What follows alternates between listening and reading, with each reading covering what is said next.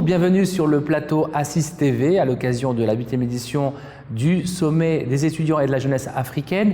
Nous allons continuer cette série d'interviews avec des intervenants qui sont intervenus sur des sujets spécifiques, notamment la Big Data. La Big Data qui est un sujet d'actualité ici à l'occasion de ce forum. Et nous accueillons pour ça le professeur Mounir Roro qui est à l'Université internationale de Rabat, chercheur en Big Data et en intelligence artificielle. Alors, vous allez nous éclairer, bonjour. Bonjour. Et merci d'être là parmi nous. En tout cas, j'ai eu vent des débats qu'il y a eu autour de ce sujet et effectivement, la jeunesse aujourd'hui est très attentive sur ces changements. Comment aujourd'hui la Big Data impacte-t-elle l'Afrique ? Merci d'abord de m'avoir accueilli ici. Le Big Data, d'abord, c'est beaucoup de données, ce sont des données massives qui sont collectées de plusieurs sources. Donc on a ce qu'on appelle les social media, les médias sociaux.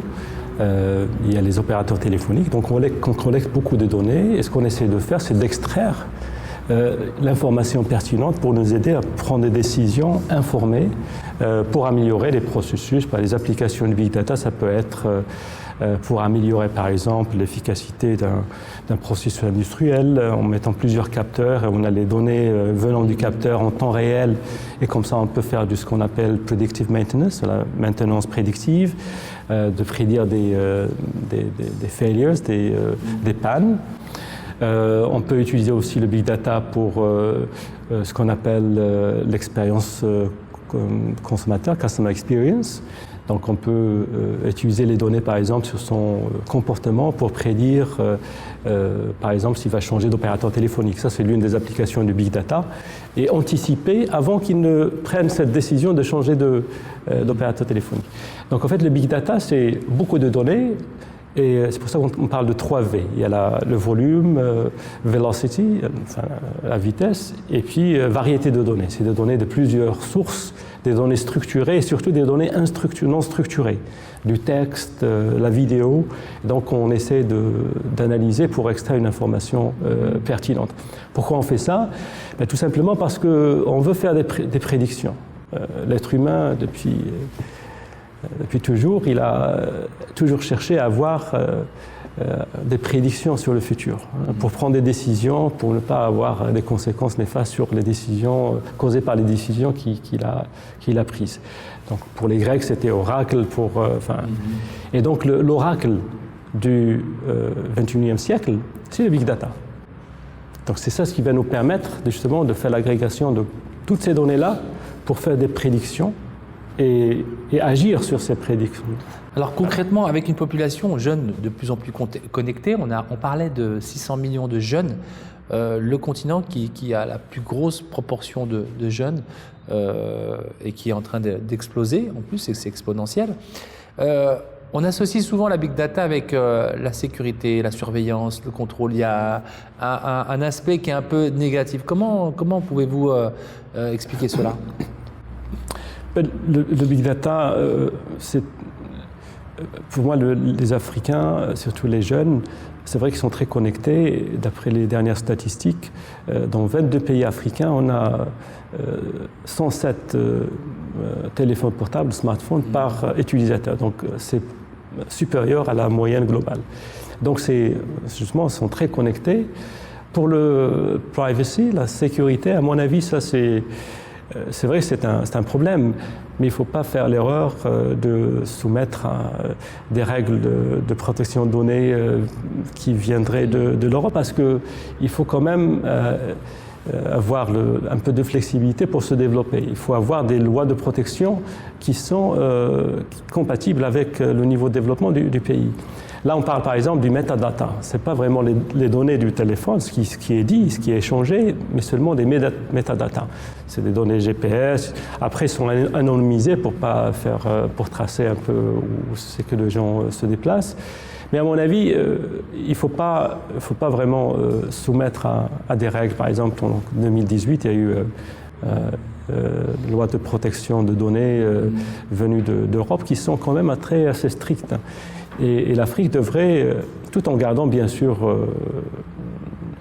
protégeant les citoyens, avoir ses propres lois de protection des données.